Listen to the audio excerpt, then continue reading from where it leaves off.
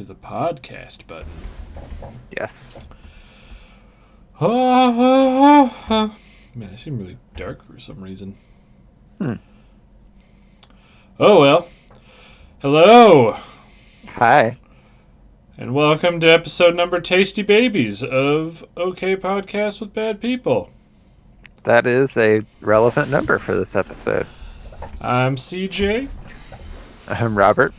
and we're here to talk about the movie Snowpiercer, and then we're going to do another weird genre mix game jam thing of, oh man, two genres that don't normally go together. We're gonna make them kiss. Yep. That'll be fun. All right, so before we get started, Robert, do you have something special for us? I do. It's been a crazy past couple days, so I don't know if it's up to its normal. I know you normally love my quizzes, but I did the best I could. Hopefully you'll have fun. This is a movie that's all set on a train, so I did some research on interesting train facts and made up a fun little quiz for you. We got 6 questions, starting on number 1. So, a strange group of individuals in Moscow has learned to take the train. They travel into the city in the mornings to scavenge, then in the evenings they take the train back to the suburb. And you get to guess what this odd group is. So, is it A, metal scrappers, B, anime fans, C, stray dogs, or D, freegan vegan? Is this like a real life thing? This is a real life thing.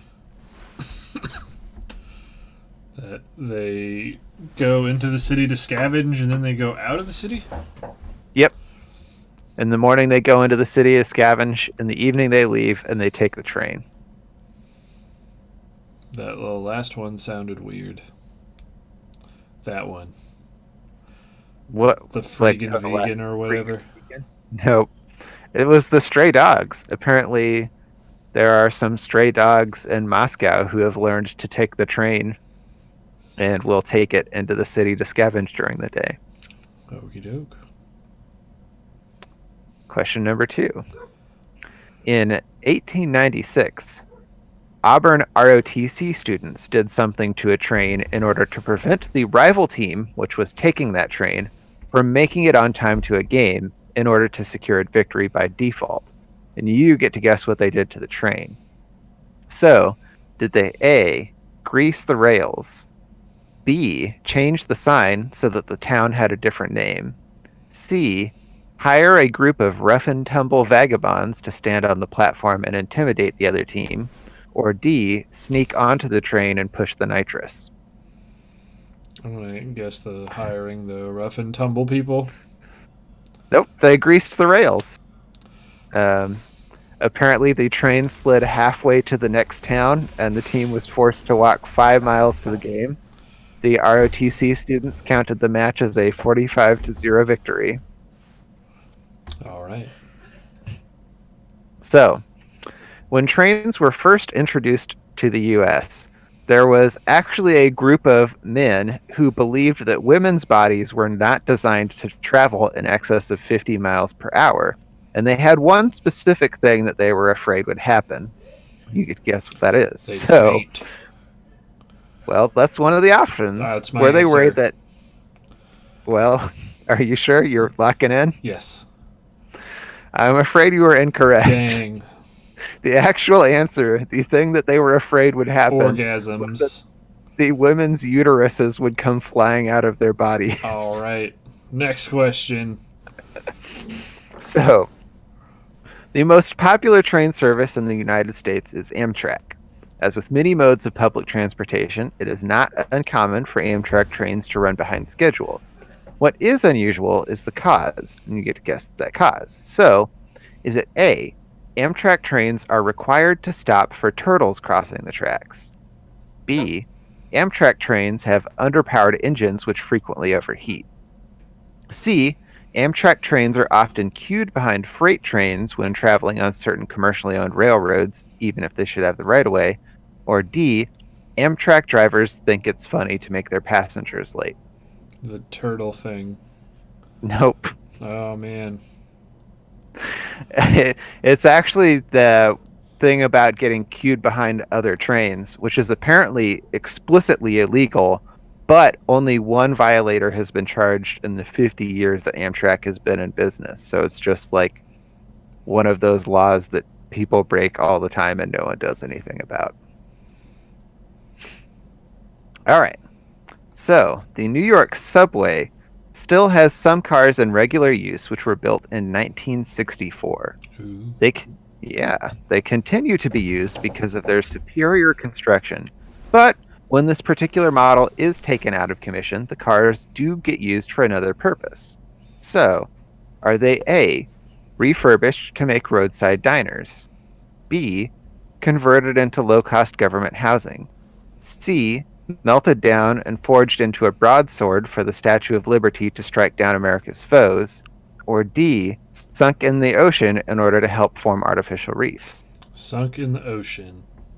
You got one. I did. You're on the board. All right. So, last question. A company called Allen Blank Car Wheel Works manufactured train wheels in the 1800s, which were popular because the inclusion of an odd material in their design made them quieter on the rails. The wheels ultimately got banned because they were unsafe and had a tendency to break down and derail trains. But you get to guess what odd material they were using in their wheels. So, was it A, wood, B, paper, C, ivory, or D, pizza which was improperly heated in a microwave instead of on a stove? B. Yep, you got it. I did it.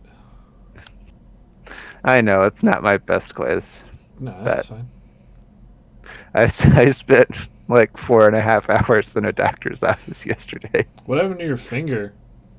Oh, I had like a weird swelling on one of the joints after I think it's just like a repetitive motion thing. So I've been like keeping it in a splint just so that I'm really, or at least like when it's convenient for me, keeping it in a splint to reduce the amount that I'm bending it, and that's helped a lot. So That's good. yeah, Well, all right, there we go. We're out of the quiz, and now it's time to get into the meat of the matter, the yep, tasty baby meat of the matter. indeed it is. Let's talk about this movie. Yep. Um, I guess you um wanna. I will let you get Oh, there. we're doing so good tonight. Yep. How do we want to start this off? So one of us is doing the 30-second summary, right? I guess. I mean, I can do it if you want me to. Sure. I'll get the timer all pulled up. All right. Ready in 3, 2, 1.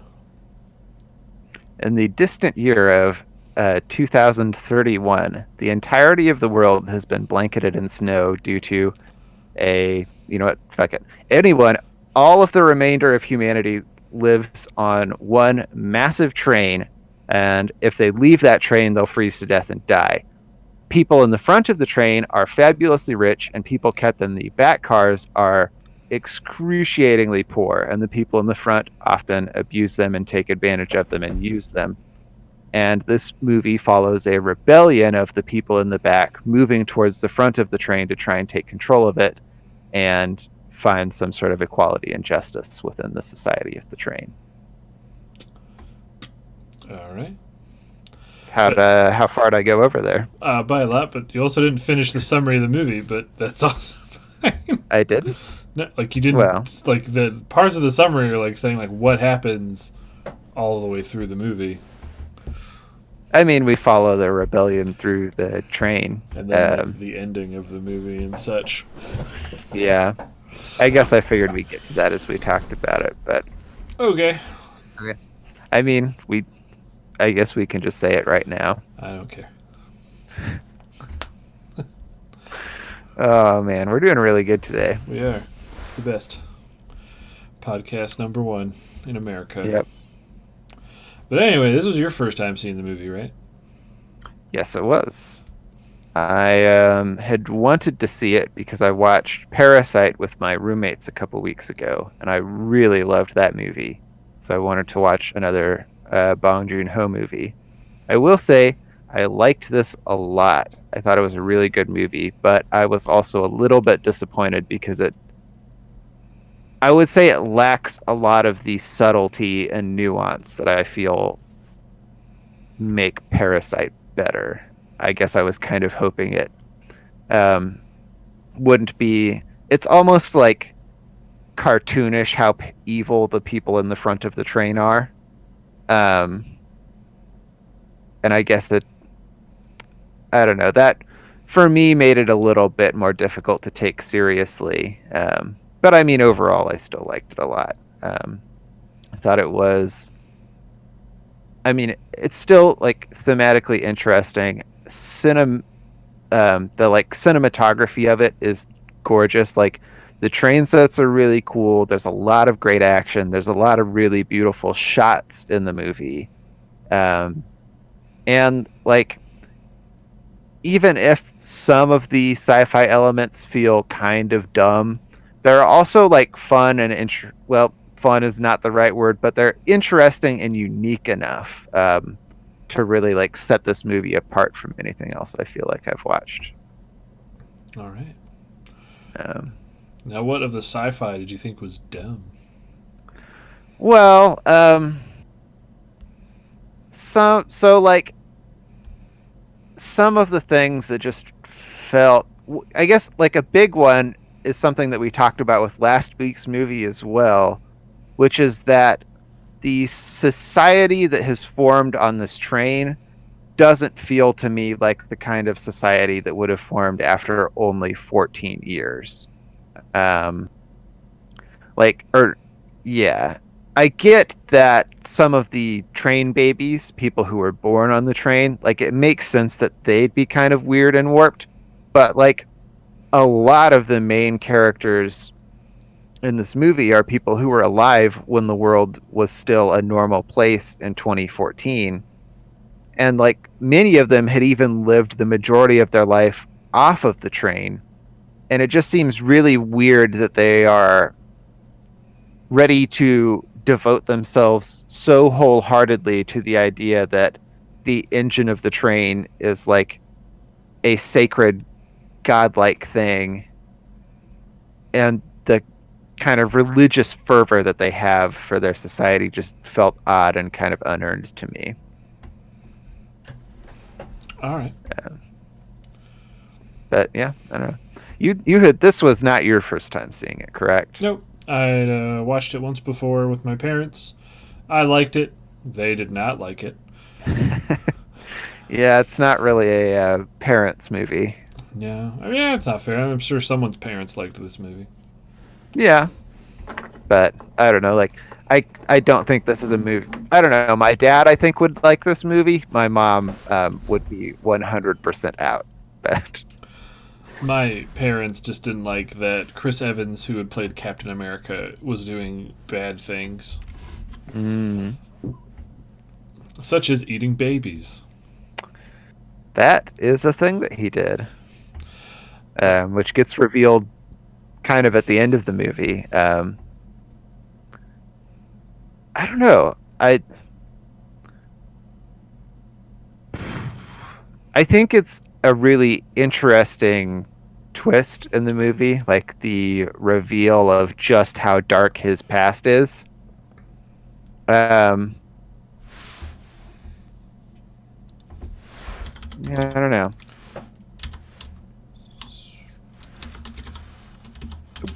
You so, looking something up? yeah, I'm just checking something.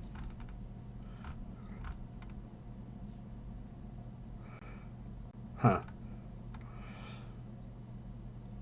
I was just a little confused because you said I didn't really even keep track of what time everything was happening, Hmm. and said it was 14 years, but Yeah, so the CW7 was released in the atmosphere in 2014. 2014, I believe. Hmm. And then the movie, as I recall, is set in like 2031 or 2032.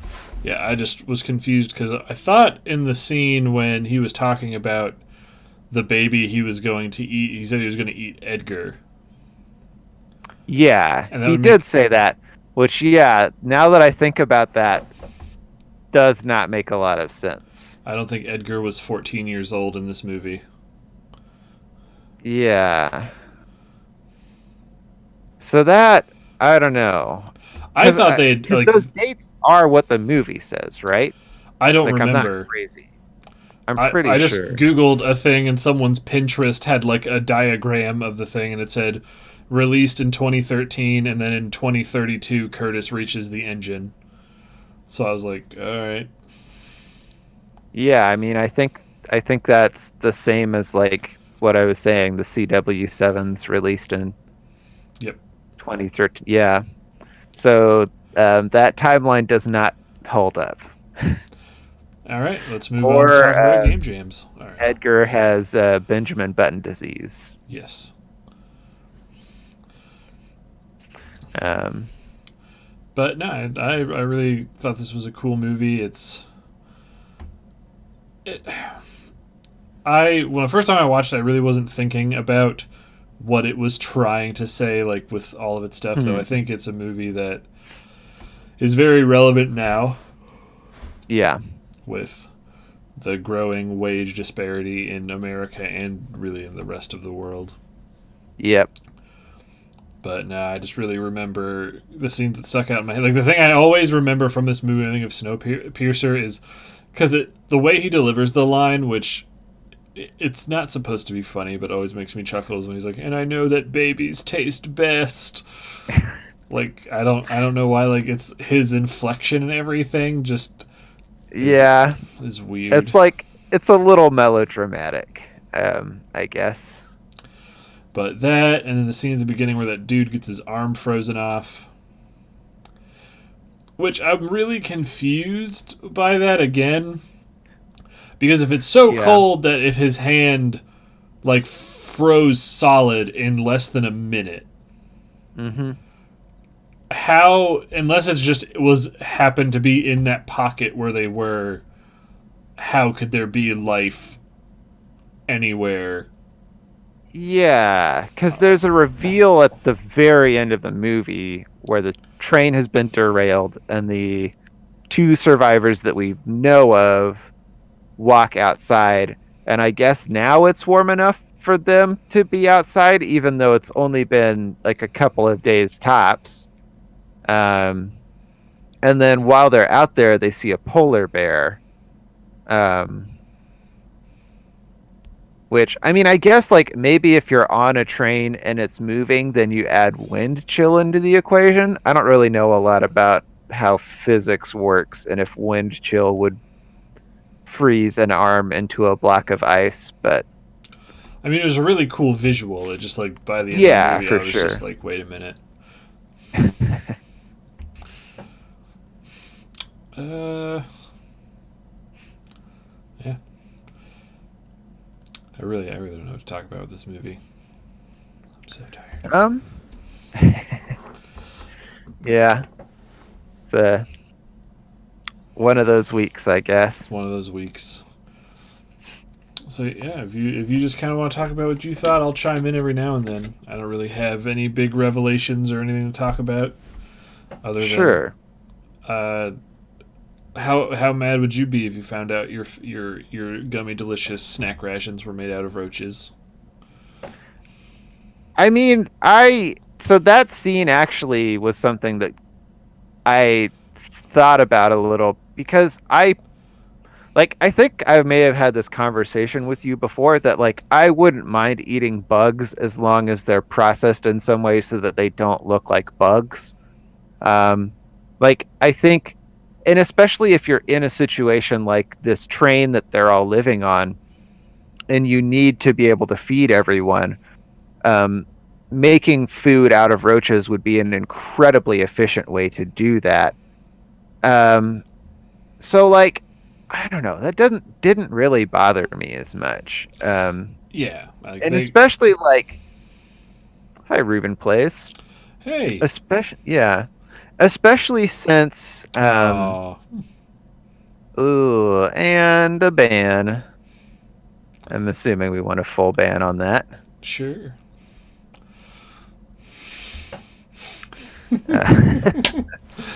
Uh, Uh, goodbye. Oh man. Um, Will, tell Evan to re-up his sub. He's missing. but especially since like those protein bars were delivered to the people in the back in order to remedy the fact that they were like literally eating each other. Um, you know, um, so they seem like a sustainable solution to the problem of how do you generate food when everyone lives on a train, you know? Hmm.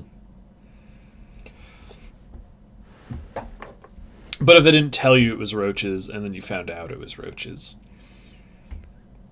Um, I mean, I guess maybe I'd be a little bit like, ugh, really? But if I'd already been eating these things for years, and they'd been fine, then I don't know. I don't think I'd care that much. Now, which would you rather eat, roach bars or rat burgers? I think the roach bars actually. Maybe if they're like, I don't know, that processor looked a little bit ooky. I don't want to see how the roach bars get made. Um, but I guess I feel like the vectors for communicable diseases between rat meat and humans are probably greater than the vectors for communicable diseases between roaches and humans. So I think I'd eat the roach bars. All right. Are you a rat burger man? I think I would. If I had to pick, I think I'd probably say rat burger. Yeah. Um, just because I really like burgers and I really like his work in all the Pixar movies. And that was a weird joke that I'll leave people to do googling to understand what that Wait, means. was that not a? I guess I was thinking that was a Ratatouille joke, but what you're saying now makes me think it's something subtler and more obscure than that. It is. Um, because I was gonna say I think maybe roaches, but then because I was thinking like rats eat gross stuff, which Yeah, but then I'm like roaches also eat gross stuff. yeah. I mean, honestly, I'd eat either But I one mean, to also like survive. cows and pigs eat gross stuff. Like part of the reason that you eat meat, apart from the fact that it tastes good, is that like animals that we eat can eat stuff that we either couldn't or wouldn't want to eat and can turn it into food that we do want to eat. I mean, I don't really think grass, like for Yeah. beef, is that gross. But yeah, I mean, like rotting I mean, it's things. not gross, but you wouldn't want to go and eat grass. Smoke grass. Wow. Um, but yeah, because that also, I guess that makes more sense. Because one of the things that bugged me the first time watching it, because I don't know dates, was like, how the fuck are they keeping all these fish alive to make sushi? Yeah. But I guess fish can live for multiple years, so if it's only been 14 years, I'm sure they could keep somehow. Yeah. What are they Well, feeding the and I'm fish? willing to accept the idea that like it's just a basically a very large aquarium that they're having to pay very fine attention to in terms of like maintaining its balance and equilibrium. Um, like I don't know why you couldn't maintain a group of fish in an aquarium for a long period of time. I mean, I thought people had been on this train for like decades. Like this was like Mm, 80 years of being on the train. yeah, And I was just like, because like to make fatty tuna, they have to have a lot of room to swim yeah. because tuna are huge. Tunas are huge fish. So, Well, was that what they were eating though? oh, I thought they were when they go to that I one mean, he place. just said it was sushi, right? Oh, I thought he said I don't remember. I just thought it was tuna when they said it. Hmm. I mean, it could have been that he said tuna and I wasn't paying attention to. But every time I see that It's hard scene, to it know. makes me want sushi. That just looked like really Yeah. good sushi. Ugh. Whoa. Oh no, now I can see the corner of the green screen. Oh no, that happens The sometimes. illusion is broken. Did I fix it? Right, enough. Mostly. Um, but yeah, I don't know. Like, I kind of feel like that. Well, I actually know that that shot was there more than anything, just because Bong Joon Ho liked it a lot. Apparently, he and convicted rapist Harvey Weinstein had argued a lot about whether that scene should be in the movie. Weinstein wanted more action in place of the um, fish tank scene, but Bong Joon Ho thought that it was like the most beautiful shots in the movie, so he really wanted to keep it. And I guess he told Weinstein a lie that his father had been a fisherman and that that scene was there to honor him. And then, like, after the movie got released, he revealed that he just made that up so that he'd be allowed to keep the shot in. Oh man, he lied to that rapist. Yep.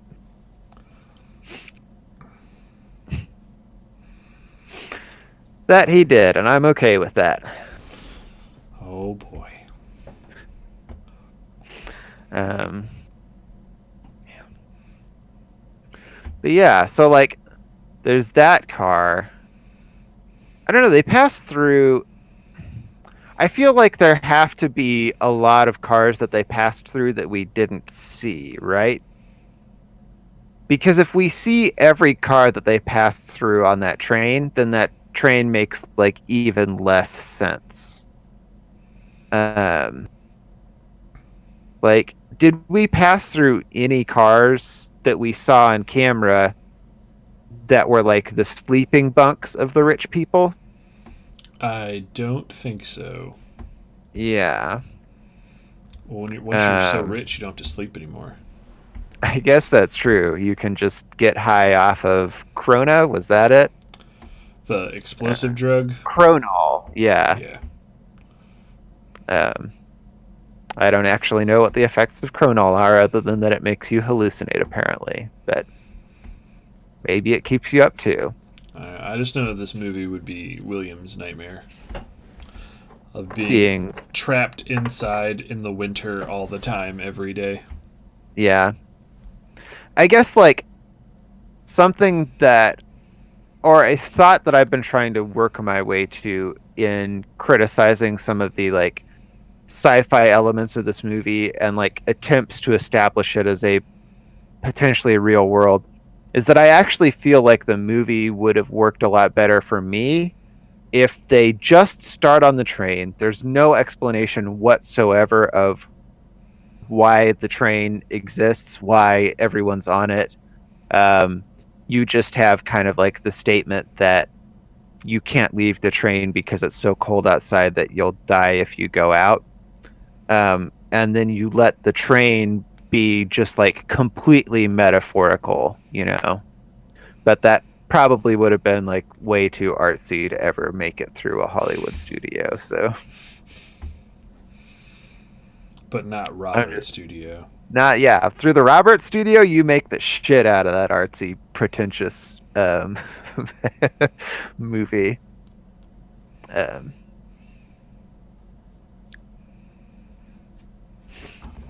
um, but I mean, like, I guess the sci-fi elements do let them play with some cool ideas at times. Like Even what? if they're well, so one, and this was a thing that like when it first happened in the movie, I was kind of like, that's doesn't make a lot of sense and is kind of dumb. Is when it's revealed that what's her name? Uh Yona, The daughter? hmm Mm-hmm. is a clairvoyant. um, I was like, wait, why is she a clairvoyant? You know, but something that, and I didn't like the movie. I don't think gives you any indication of why that is, which I would say is kind of a point against it. But there is apparently an explanation, which is that she isn't actually clairvoyant. It's that train babies who grew up on the train have like a kind of develop a sense of hearing that's specific to the sounds that are on the train. And so, like, when she's outside of a door and can kind of get an idea of what's on the other side, it's actually because she's hearing what's on the other side. And she may not necessarily be like conscious of that, um, but it's just like she can hear that something's on, like there's a bunch of people on the other side, so you shouldn't open that door or something of that nature. Hmm. Which That's is, pretty neat. yeah. But there's also a lot about this movie that I thought just like looked really cool. The design of the sacred engine, especially, I was Mm. like that is such a cool room. When that big like tubey thing comes out, I was like, that looks awesome. And then some kid crawls inside of it, which is kind of depressing, Cause like, what were the but it kids looks cool. doing? So, if I understood the explanation correctly, it's that some of the parts on the engine had broken, and there was no way for them to fabricate a replacement while they were all stuck in the train. But what he had figured out he could do was have some of those functions manually taken over by the kids. So like what the kids are doing is basically a just like functions of the train that it can't do on its own anymore. So like the one kid who's down below the floorboards is moving some sort of material from one place to another, which presumably they're like would have been a pump at one point in time that would have done that. And I don't know what the other kid was doing. Um, but yeah, like that's what they're doing there is just being used as a part of the engine of the train, which is another like concept that like when it happens on screen you're like, oh man, that's dark and fucked up. But then when you think about it for 5 seconds, you're like, this train has to be in motion 100% of the time. And like these kids, the way that it's set up, these kids are not working in shifts.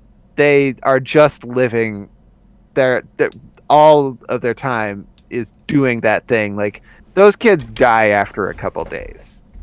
And that there's like no sustainability to that plan. It's transparently dumb, but which again, like if you just took out the attempts to ground this movie in any kind of reality and just let it be a metaphor, then that works fine. But you know, Hollywood gotta make it real. I really liked the shot when they were doing like the big U bend during the fight, and they're both just like waiting until their cars lined up so they could start shooting at each other again. Yeah, that is a really like that's a cool fight scene. It's also like another one where I'm like, it's so cold outside of that train that your arm freezes off if you get outside of it, and y'all are gonna shoot the windows out, um, which seems kind of silly. I guess they like show the way that it works is that the windows are super reinforced, so you have to put a bullet in the exact same spot multiple times in order to get it to like shoot to the other side. Um, but still kind of silly. Um, but I guess like don't think about it too much. Just let it be a fun action scene. One of the action shot that like really stood out in my mind was when they are having the like really big fight scene where the tail section people meet up with that like big group of guys who have masks on and they're all carrying like axes and stuff. Mm-hmm.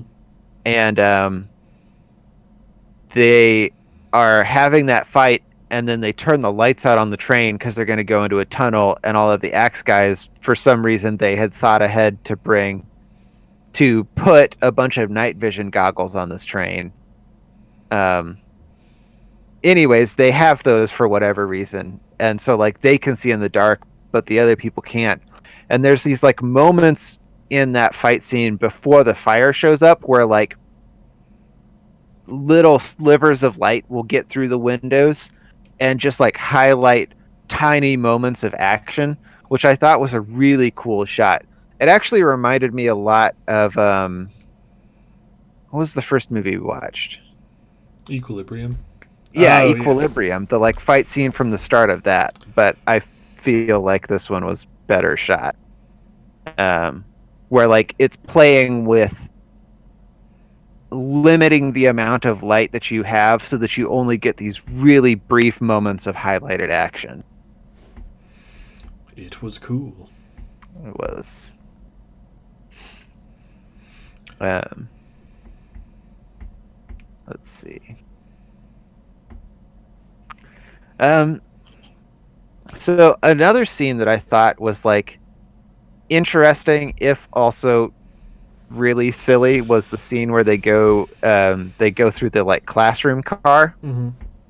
and like this is another thing where I'm like, I don't understand why the people living on this train were like, yeah, I think this is a good idea to leave all of our children in the path of the tail people. Like, we want to leave them there, right? And they're gonna walk into the middle of class because, like, the front end people know that tail sectioners are coming, right? I guess the like They don't have normal internet on the people, train. yeah, I mean, like, we see a lot of scenes where the rich people living on the train seem just like confused about the fact that tail sectioners are there. They're not being like aggressive or hostile. They're just like, that's weird. Um, and like that reaction seems really funky to me because I feel like if you are not a tail sectioner, like, aren't you trying to defend all of your people and your resources? So like, why are you gonna just leave the kids in this classroom or leave the weird rave car, um, or the hair salon car? Like, those ladies are just getting their hair did. Um, but anyways, that was a bit of a tangent from the classroom scene, which I thought was a pretty cool scene, or like an interesting scene, in that you're getting to see the way that the kids on the train are being indoctrinated into the like cult slash religion of the train. Mm-hmm. Um, it like really hits home for you how deeply zealous the people on the train are about that religion, and like how sacred and holy they consider Wilfred and the engine to be. Um, I thought it was a good scene. It was a good scene. Gotta get those eggs. Yeah. And then you got to have your pregnant school teacher pick up a gun and start shooting at people. Yep. Um, Were there any performances in the movie that you thought were notable? hmm. I mean, I don't know if anyone stood out to me as being brilliant, but I thought they were all pretty solid. Um, the guy who plays Wilfred, I liked, but he, Ed I don't Harris. know. Yeah, like he did good, but like his character kind of reminded me of who's the guy who played Joker in Suicide Squad? Jared Leto? Yeah, of Jared Leto's performance in Blade Runner 2049, which I Oh, felt was okay. like a much more like, I felt like his performance in 2049 was way more like charismatic and interesting, and I guess I would have liked to see the Wilfred character played like that crazy, like Mm-hmm. he's clearly crazy here, but like he just doesn't feel as charismatic to me as I would have liked. Makes sense. But yeah, I don't know. I mean, like, most of the people I felt were just fine. A lot of the performances felt silly, and I kind of feel like they were meant to be that way. Like, the rich lady who's played by what's Tilda her name? Swinton. Yes, Tilda Swinton is like Her, yeah, I a was. character. Sorry. Sorry, what? I was gonna say, yeah, I was kind of disappointed in her performance, but Yeah. Well, like I think she does a good job of the performance. It's just that the way that that character is written is silly. So like she's evil, but she's also like goofy, and you're kind of laughing at how doofy she's played, which is like a weird clash in tones, you know. Um, which like I guess that's another thing that there's a lot of places where you can compare this movie to Parasite, which you haven't seen, and I don't want to spoil too much of it for you. But that's a movie that I feel like plays way better with that balance between humor and dark elements as well. Um, whereas here, like a lot of the time, I feel like this movie wants to be like a heavy, serious drama, but then it has these weird, goofy moments that you're just like, I don't know if this fits here, you know? mm-hmm. That makes sense. Yeah, there wasn't really anyone who stuck out to me. Like, I thought Chris Evans did a good job. I forget his name, but he's like the guy who's the security like specialist, who's the clairvoyant girl's dad. Yeah, yeah, I liked him. He was good. I'm trying to remember. Kang Ho Song I know as Namgoon Min Soo. Yes, those words. I'm looking at the IMDb page right now. I'm just trying to remember. He looked really familiar. Yeah, he did. But I don't know. Oh, I know where I saw him from. Is it from He was in Parasite? Parasite. Yeah. I don't know. I thought he was someone else, but I'm just crazy. I was like, I haven't seen any of these movies. Yeah, I liked him a lot though.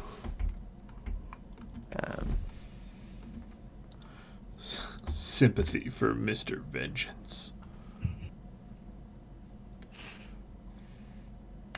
Wait, is this what I think it is? Oh, okay.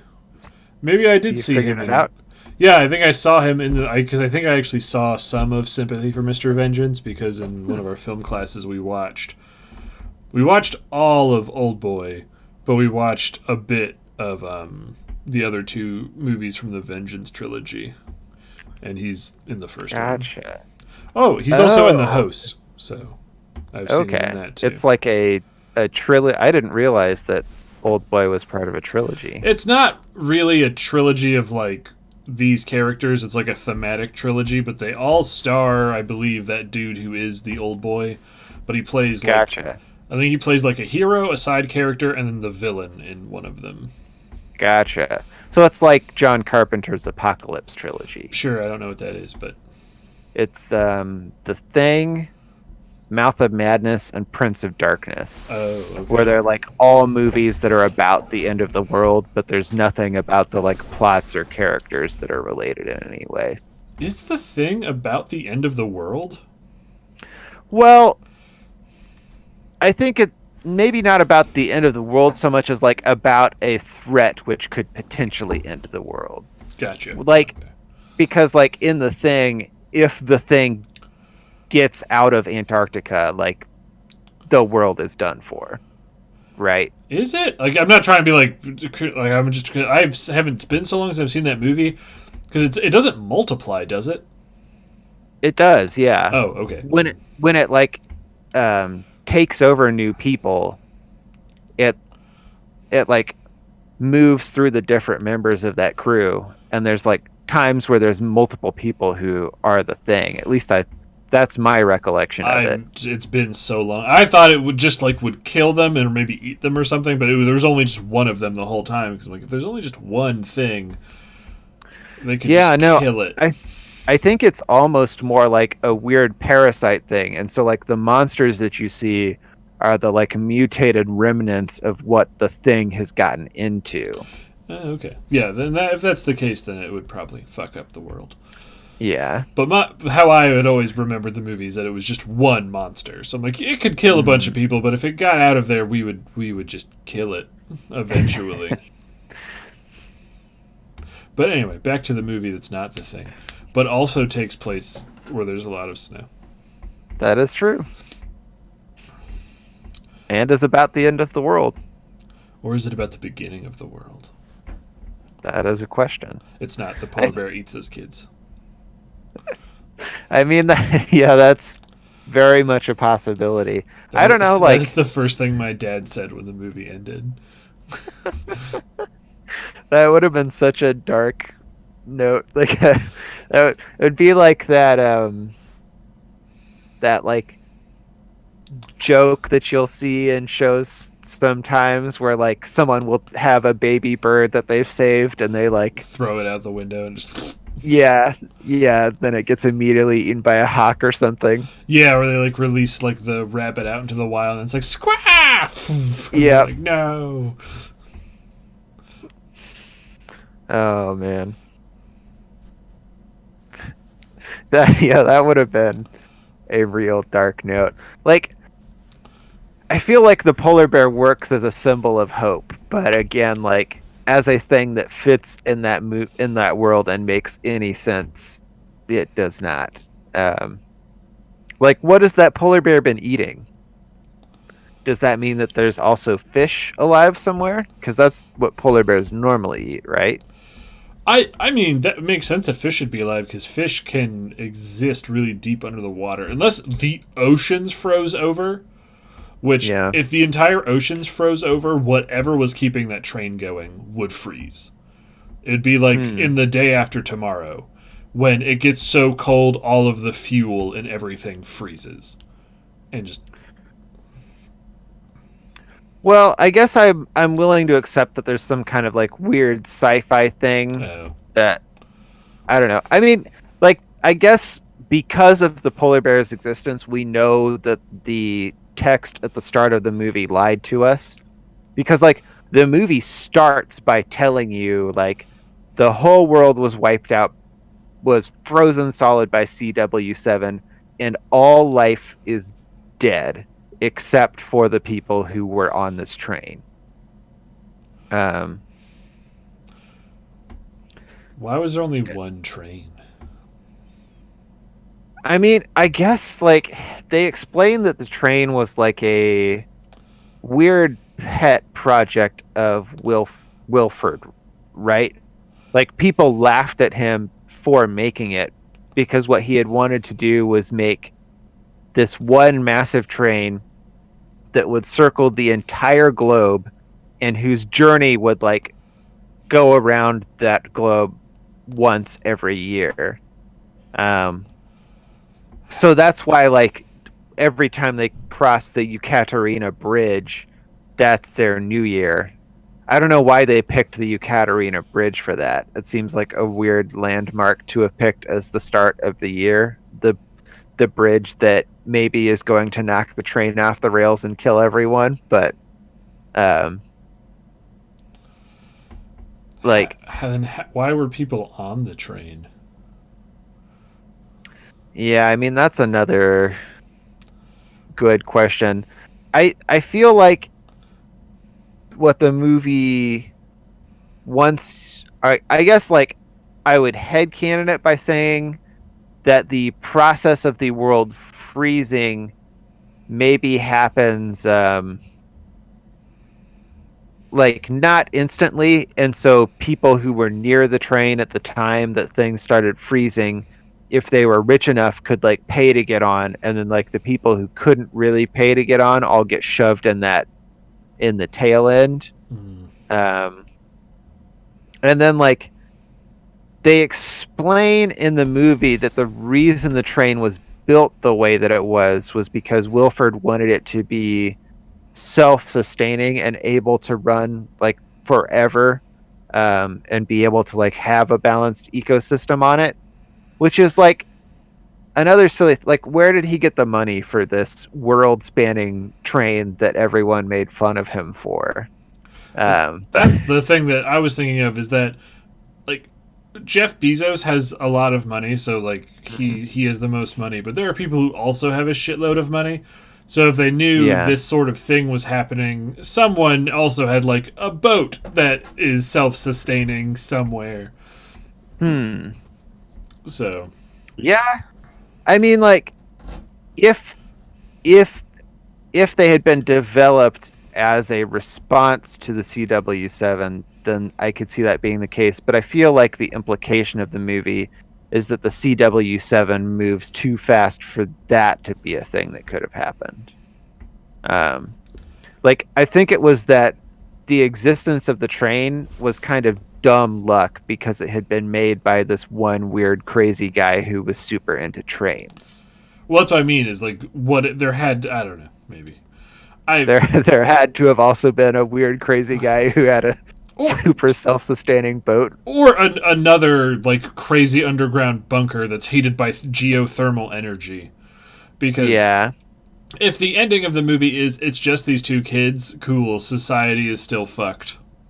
Yeah. Because, like, let's say they have kids, their kids have to have kids with their kids, and then what we could best wait for is for the world to thaw, and it's just a whole bunch of not all the way there people Maybe. because of Um inbreeding.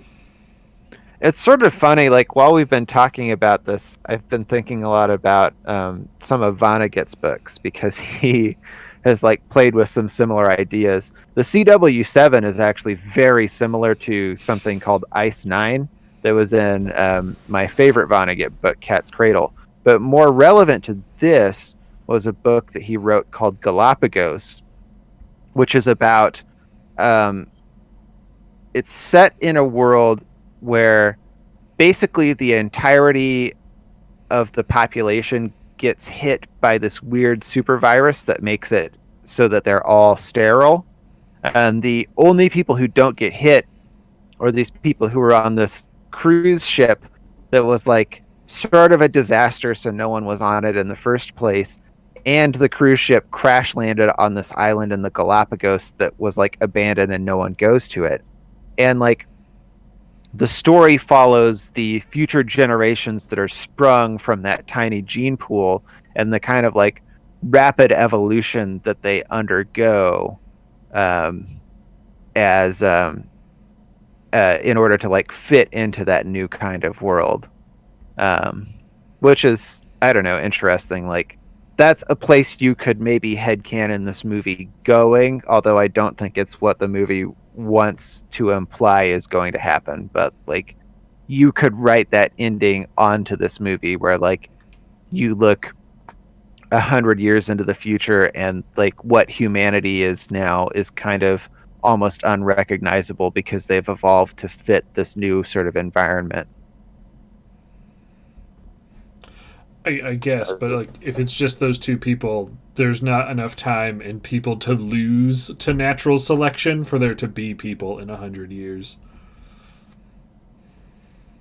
I mean, I don't know. Like, I this is a weird, weird thing to try and elucidate. I don't think like inbreeding is obviously not good for a population, but I don't think it's necessarily a like death sentence. It's just that the um, chance of having mutations that are disadvantageous get a lot higher. So like I don't think it's impossible that you end up creating another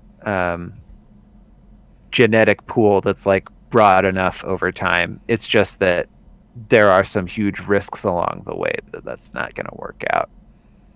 But I mean, like I also agree with just the idea that if everything that's left is these two kids, like the odds are so stacked against them in so many ways beyond just like Mm-hmm. the problems with inbreeding. Like, where are they going to get food? Because all of their food used to come from this train that now no longer runs, and therefore like the systems that were on it to make food are not going to work. Like, are these two children who've never even seen a polar bear going to go bear hunting? Yes. Yeah, maybe so. But I'm pretty sure, like the implication is they're not the only ones who survive. Okay. They're just the two who are like in the shot. Yeah. Oh, like from the train, they're not the only ones who survived? Yeah, yeah. There Okay. has to be more people who survived that. Yeah, maybe.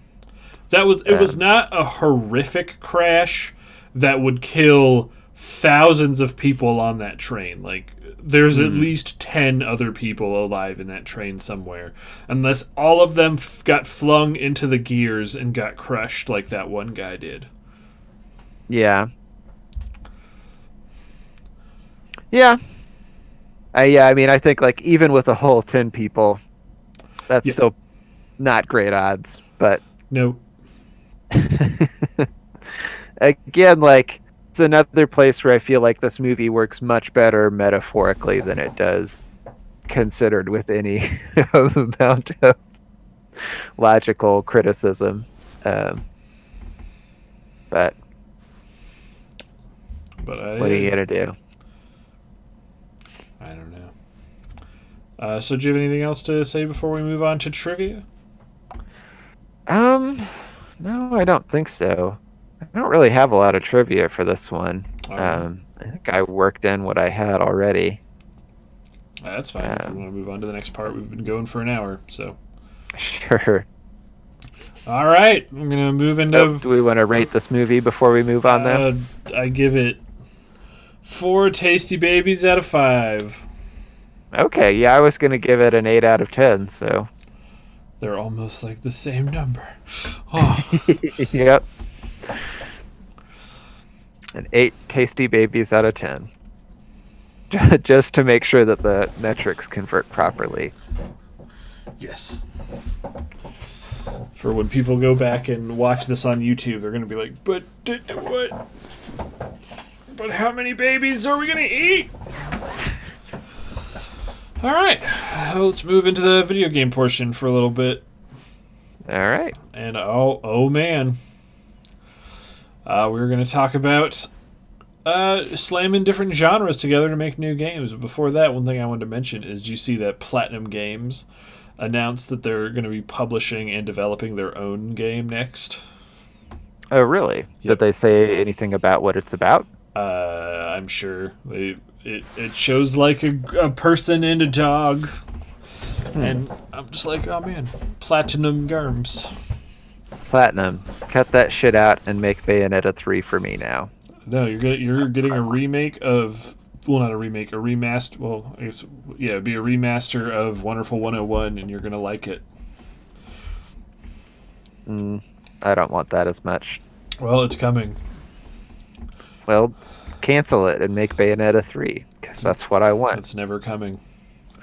They keep promising. Like, it's like been in development.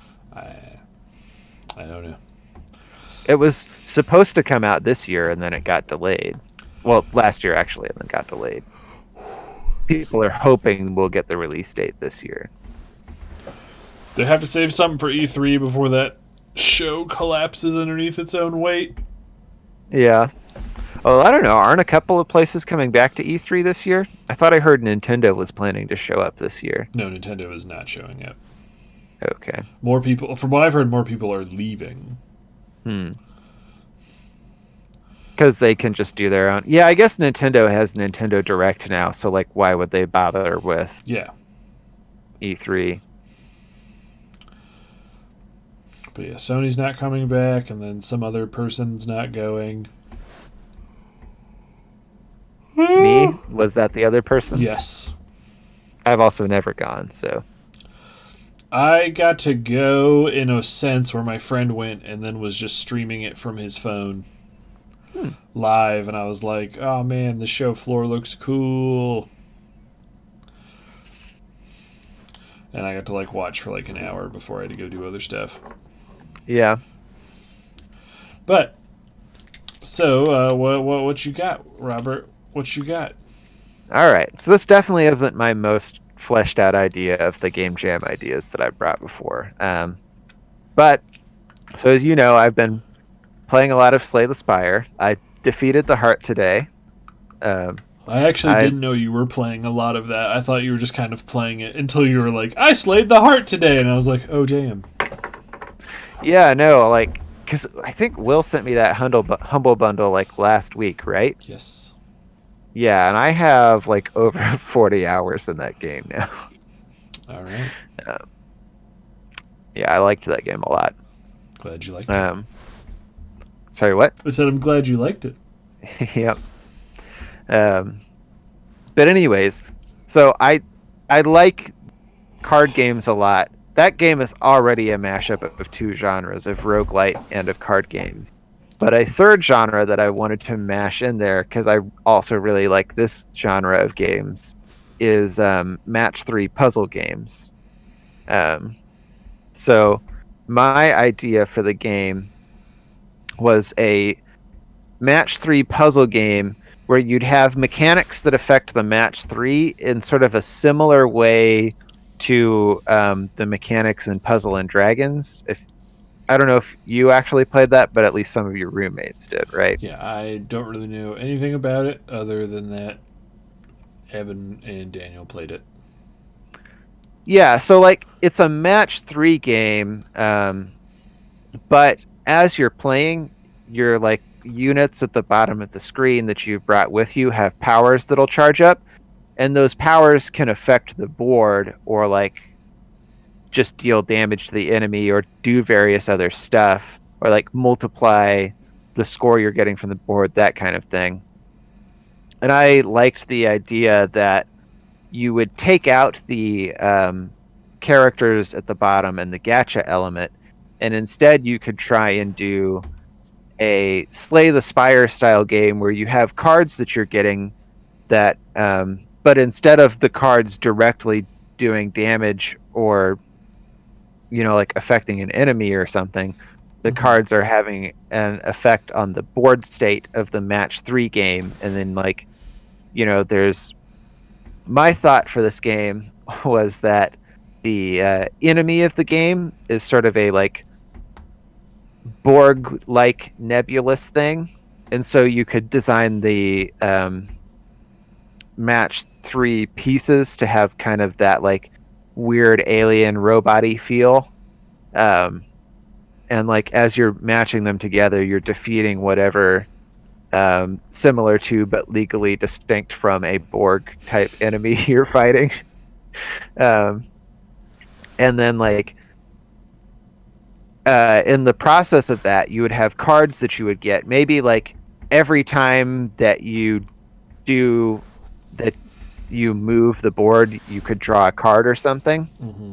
Um, I don't know. Maybe you like that's something you'd have to balance test to figure out like um, what the amount, correct like amount of cards to give players is. But um, just like as you got cards, you could use them to do various things. Like you play this card and it destroys all the blue tiles, so like suddenly all of the pieces fall in a different place, and maybe now you can move them in a way that you get a better score.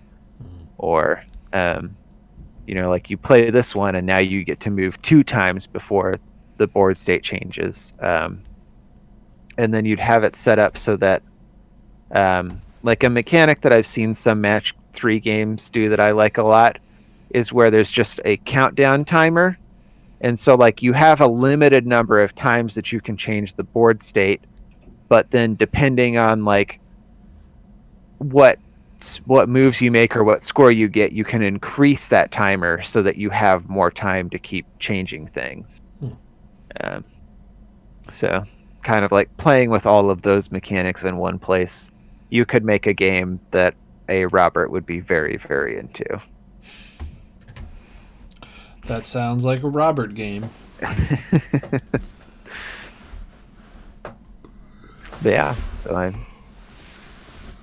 drew out a little board, drew out some little cardies at the bottom. Oh man, look at those little cardies. Yeah. Well, Yeah, that was my idea. that sounds like a game that could work, but would definitely need a lot of balancing and figuring out how turn orders work. For sure, yeah. The dumb idea that I had was mixing the genres of a survival crafting game with sports games. Mm. Because I remember you told me about that one game you liked, is like the weird sports island or whatever game, where like Golf Story, Oh yeah. and then the new one's called like Sport Story or whatever. Mm-hmm. It would basically be that, but a bit grittier and a little weirder. Yeah. Where the idea would be like it would be a single player game, so this wouldn't be like a battle royale or anything. But it would be like your kids are something that are like you're on this island for a summer camp, but as like you start doing stuff, this weird entity that's running the camp, like effectively it would turn into like a not murdery version of battle royale, where after a set number of days on this island, a game will be played, and you don't know what the game will be or what equipment it will use. So for those days, you spend time on the island scavenging equipment, and it's not going to be like a purely natural thing. Like you might find, oh man, someone punctured a whole bunch of basketballs onto this tree, so I can pull these off and like fix them and reinflate them. And you'd meet the other campers, and it would go from being like, ah man, we're having fun summer camp stuff, to like a really fucking weird, like your misery is being broadcast to the internet. And I guess the idea would be is you could play this game a bunch where you never know what game is going to be played, because like all the games would be procedurally generated. Like one might be, it's basically soccer, but you use like cricket bats to hit a beach ball. So you won't know for until like the day before what equipment you need. So you're like, oh man, maybe I should work on building some like protective equipment because you can take injury during the match. Or it's like, maybe I need to get stronger so I can throw the ball further in the next one. So you spend your days doing like whatever the mini games or activities are that boost your character's strength. And your goal is to be the last one standing and figuring out on the island what's going on. So like, if you're the last, do the other kids get like kicked off when they lose? How does that work? They you don't know, like they're just gone. Like the idea is going to be like your like everyone goes to bed, and then when they wake up, that person is just gone.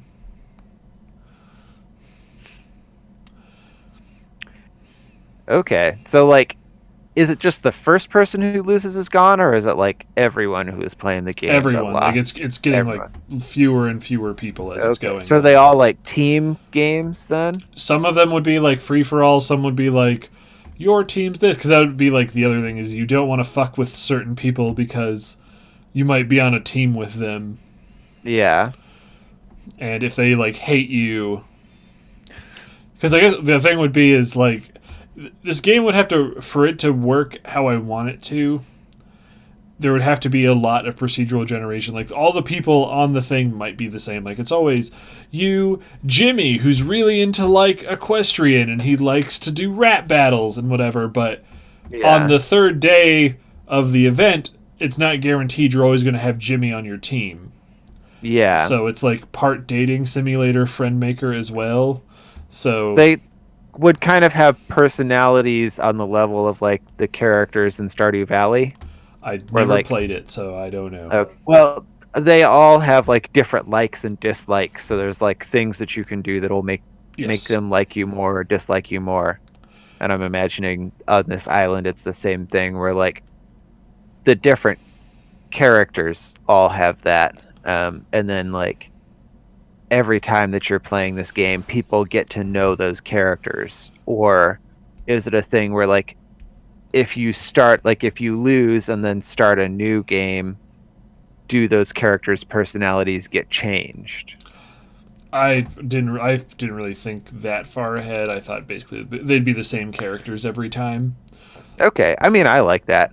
And I think like from a perspective of like having a game that will that like people will get into, I think people really get attached to characters who have like solid personalities and like different designs and stuff. So that would be a good thing to do. Because like one of the things was like you're like say there's like a total of 20 people who start, and it gets to a point where it might be like, all right, here's just where there's like 12 people left, team of 6 and a team of 6, and if you're on the losing team, how the losing team gets rid of someone is they get to vote who they're getting rid of.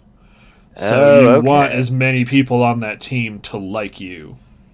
Winning team gets immunity, Yes. and then losing team has a vote off. Okay, I like that. So you're just like, oh man. And then it could get like really dark where like people like are like, please don't vote for me. I'm really afraid of what's going to happen. And then you have to decide who you're voting for Yeah. and all that stuff. That's cool too, because it like adds another element of things that you can scavenge for, where it's not like just sports equipment that you could look for. It would also be like, you know, Timmy's really into blueberries, so if you find some blueberries on the island, then Mm-hmm. you can give Timmy some blueberries and he won't vote you off. Because like one of the rules is going to be like you can't directly attack. Like anyone, you can't run up and hit them with a baseball bat or something. Yeah. But you can trap them places. Hmm. So if like one of the things I wanted to do is have like maybe a point where it was going to be like a singles game where everyone's for themselves, but like someone on the island basically find like you don't know how they're doing it, but they find a plant and they start doping. So they're like doing really good, and everyone's like, this person's going to win the game of whatever we play next. Yeah. So then, like that day, you'd have the optional objective of basically like maybe trick them into going into a cave, and then you put a big door in front of it, and then they like lose a whole bunch of progress of getting stronger or something, Yeah. and then Or you could grease the rails on the train that they're taking. yes, that too. But then that person will then basically hate you for the rest of the game. Hmm. So it'd be a game about making decisions, and because what I really wanted it to be was like an RPG as well. So you have like a build Yeah. where you can is people who like I'm gonna build my character to have like no strength and no endurance and no agility, but win the game by just mind fucking everyone into doing stuff. Yeah. Pure charisma build where you don't even care if you win. You're just like never the person they vote off. Yes, exactly. Like that's the thing. Because there will be some games that aren't like relay races and stuff. It'll be other things. It's you're basically on this weird day camp island from hell where everyone is. There's no like bears or anything that are trying to eat you, but there's weird, freaky stuff, and just it starts where everyone's like, we should all be friends, and it's great. And as it just goes on, it just starts becoming more Lords of the Fliesy, where everyone's like, I can't trust anyone here. And then like someone would be like, I woke up today and all my sports equipment was missing. Who the fuck did it? And just by the end, it's just like, oh. Anyway, that was my idea. I think it sounds pretty cool. I'd be assuming that the mechanics of the sports games are accessible enough, then I would be super into something like that. Yeah, they would have to be really simple for the game to be able to like take point A with modifier B and slam them all together. Yeah. So that way, because it can't have like a billion different rules. It basically has to be like ball go into this kind of hole using this kind of hitter, Yep. or like today we're just playing dodgeball. So do people get like maybe any kind of clue? Like I know you don't get to know what the game is, but like would there be some kind of hint? Yes, that was Or going to be part of okay. it. Is the hint? There are hints that will be scattered in like weird little challenges you do around the island, so that would encourage exploring. So, Gotcha. is I want it to be, because like I don't know, and this could be a game that becomes a multiplayer game eventually, where like if you're just like, oh, I'm not about meeting characters, but this is a game about working together and whatever. Like it's a game that could transition there, but I think for the intended experience, I'd want it to be a single player game at first. Yeah. But Well, yeah, I feel like the problem with making it multiplayer is it sounds like a game that would like take a fair amount of time to play, you know? yes, And like with a multiplayer game, if you've got like 20 people on that island, there's no way that you have them for the whole duration of that time. So then like how do you set it up in a way where like, oh, if it went multiplayer, it would downscale a bunch. oh, gotcha. That makes sense then. You would only have one event. It might be like a series of events. Like it would be like, this is going to take an hour to do, and if you're someone who quits a bunch, then I don't know. That's why I'm saying like it's something that could potentially shift to multiplayer, Yeah, but it would. single player focus. I want it to come out as a single player game, and that way, if people who are like, I like this so much, I would play this as a multiplayer. Then we would release the multiplayer later, and they'd be like, "Arr." Rather than just releasing it as a multiplayer game at first, and everyone's like, "What's this game? Oh, this is stupid." And then that's just the experience for most people. Is like we all joined, and then 7 people quit when they found out it was dodgeball. But because what I was thinking was where you'd find these hints would be computers that are built into like the nature, like so you're looking for trees that like you might touch one and then like the terminal like flips out of the tree, and you're like, oh, Terminal. tree, Treeminal? Yep. Treeminal is better. And like that could be some days like one of the kids, like Kathy's like, I found where the clue was. If you do this favor for me, I'll tell you what the clue is or where to find it. So you're like, oh man. But then you're like, I already found it. Badoodle. And then you could do some stuff where you get people to believe you a bunch or like you with your charisma stat. And then you're like, hey everyone, I found the thing. It's going to be a basketball style event that uses cricket bats. And then everyone shows up and it's a golf event that uses basketball, whatever. And they're like, fuck, he tricked us. And you're like, yeah, I did. Gotcha, idiots. But now you all hate me. Yep. Because I don't know, it's basically just a weird mix of Survivor, Total Drama Island, and Golf Story. Yeah. Would you consider like having some things that weren't sports events, but maybe more like Kakegurui style gambling?